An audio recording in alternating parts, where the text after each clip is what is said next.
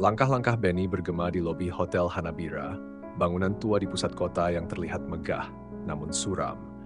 Cahaya dari lampu gantung tua meredup, memancarkan bayangan di sudut-sudut ruangan yang kosong. Di sini, di tempat yang menyimpan misteri tak terjawab, seorang gadis bernama Elisa terakhir kali terlihat.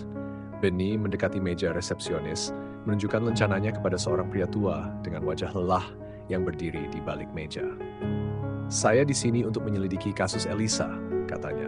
Matanya tajam mengamati ekspresi pria itu. Resepsionis mengangguk, wajahnya tegang. "Sudah banyak yang mencari, Pak, tapi tak satu pun menemukan apapun," katanya, suaranya bergetar. "Dapatkah saya melihat rekaman CCTV dari malam saat Elisa hilang?" tanya Benny. Resepsionis itu membimbingnya ke ruang pengawas. Di layar, Benny melihat Elisa memasuki lift pada pukul 2 dini hari. Gerak-geriknya tak biasa. Gadis itu tak bingung dan cemas. Berkali-kali menoleh ke kiri dan kanan seolah-olah merasa ada yang mengejarnya. Ia memencet semua tombol di lift, namun ketika pintu terbuka, ia ragu untuk keluar hanya untuk bersembunyi di sudut lift lagi. Benny memeriksa rekaman itu berkali-kali. Ada sesuatu yang aneh. Perasaan bahwa Elisa tahu ia berada dalam bahaya. Namun, siapa atau apa yang mengancamnya? Beberapa hari setelah penyelidikan dimulai, muncul laporan dari teknisi hotel. Ada bau aneh yang menyebar dari pasokan air. Benny segera naik ke atap, mengikuti arahan teknisi hingga ke tangki air. Ketika penutup tangki dibuka, bau busuk segera memenuhi udara, dan Benny melihat tubuh Elisa yang tak bernyawa mengambang di dalamnya. Ia menahan napas, merasa getaran aneh di dalam dirinya. Misteri ini membawa kesedihan dan ketakutan yang mendalam.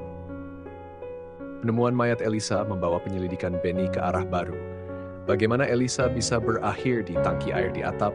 Tangga menuju ke sana terkunci dan hanya bisa dibuka oleh staf hotel.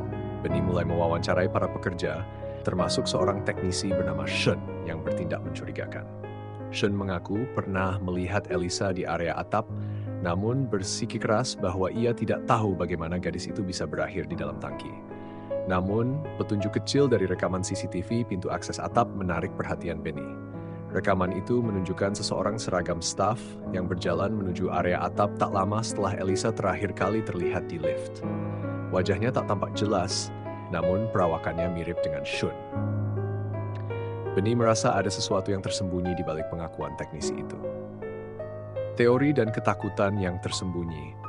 Semakin dalam Benny menyelidiki, semakin ia merasakan atmosfer mencekam di hotel itu.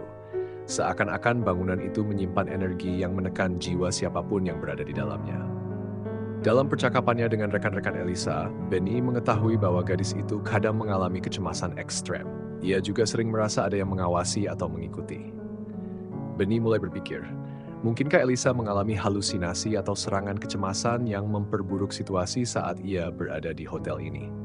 Apakah ketakutannya membuatnya melarikan diri hingga ke atap, mencari perlindungan dalam tangki air tanpa menyadari bahaya yang sebenarnya? Benny memeriksa catatan medis Elisa yang menunjukkan riwayat kecemasan dan halusinasi. Hipotesisnya semakin kuat, namun masih ada sesuatu yang tak terjawab. Mengapa Elisa bisa sampai ke atap yang terkunci? Dan bagaimana mungkin tidak ada yang mendengar atau melihatnya?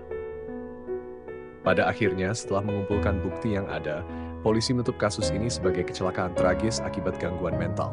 Elisa mungkin telah mengalami episode psikosis yang membuatnya merasa terancam hingga melarikan diri ke atap dan tanpa sengaja terjebak di dalam tangki air. Namun, bagi Benny, masih ada misteri yang tersisa. Ia merasakan bahwa hotel ini dengan dinding-dindingnya yang dingin dan lorong-lorongnya yang gelap mungkin menjadi saksi bisu bagi sesuatu yang lebih kelam. Saat Benny meninggalkan Hotel Hanabira, ia berhenti di luar bangunan, menoleh untuk terakhir kali ke arah atap. Ia tak bisa menghilangkan perasaan bahwa ada sesuatu yang lebih dari sekadar kebetulan di tempat ini, seperti hotel itu sendiri memanggil mereka yang datang ke dalamnya, dan menyembunyikan rahasia dalam bayang-bayangnya. Beberapa misteri, pikirnya, mungkin memang ditakdirkan untuk tetap tak terjawab, dan mungkin lebih baik begitu. Cerita ini berakhir dengan nuansa misteri yang kuat, menunjukkan bagaimana Benny tetap merasa ada sesuatu yang tak terjelaskan di balik kematian Elisa. Meski secara resmi kasus itu sudah ditutup.